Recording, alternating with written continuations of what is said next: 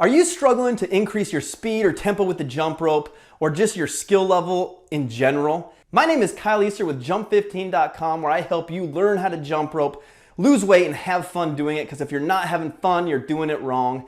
And sometimes it's the little things that end up holding you back the most. So in today's video, we're talking about the proper jump for jump rope. Yes, you heard that right. It's just the jump. And you might be thinking, Kyle, it's just jump rope. You swing the rope around your body and you jump over it.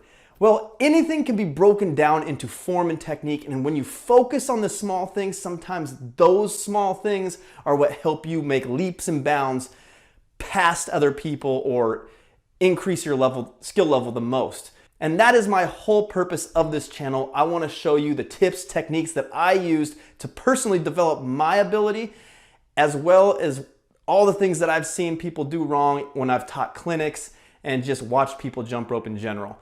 If you are new to the channel, welcome, and return viewers, thank you. I appreciate your support so much. Don't forget to go to my website, Jump15.com, and download your free copy of my 7-day challenge.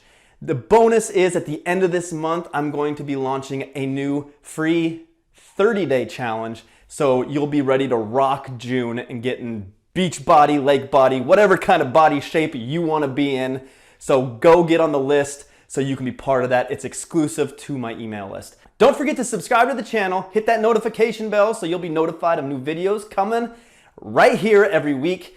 Let's get into the proper jump for jump rope. Let's do this.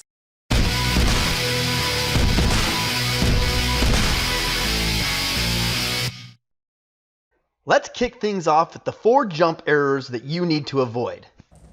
Here is what is known as the donkey kick. This is when you kick your feet back up towards your butt. Next up is what I call the stab jump, named by me because it looks like you're trying to kill the floor with the balls of your feet. Listen to that impact. Don't do it. Ah, the mighty tuck jump. This is when people think they need more hang time. You don't, and it doesn't work.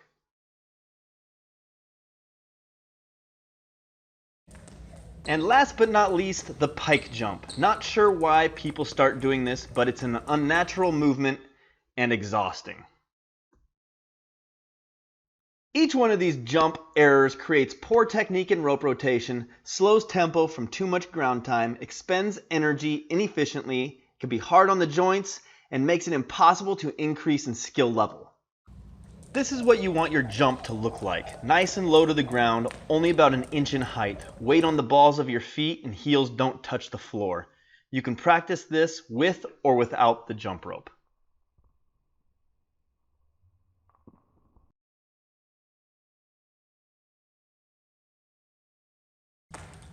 Here is a little drill I used to gain confidence in how low I could jump with the rope still making it under my feet. Give it a shot.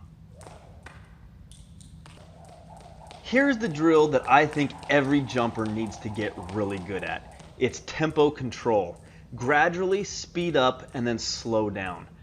Once you get good at that, begin going from a real slow pace straight into a real fast pace and then back to slow again. This will help you gain max control over your rope and help you take your skills to the next level. You can use this drill with other jump rope skills as well.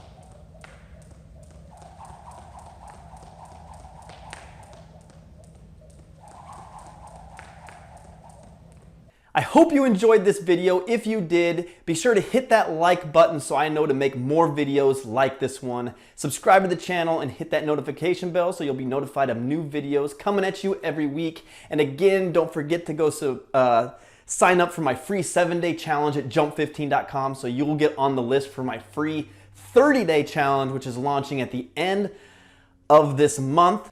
Thank you for watching, and I will see you in the next one.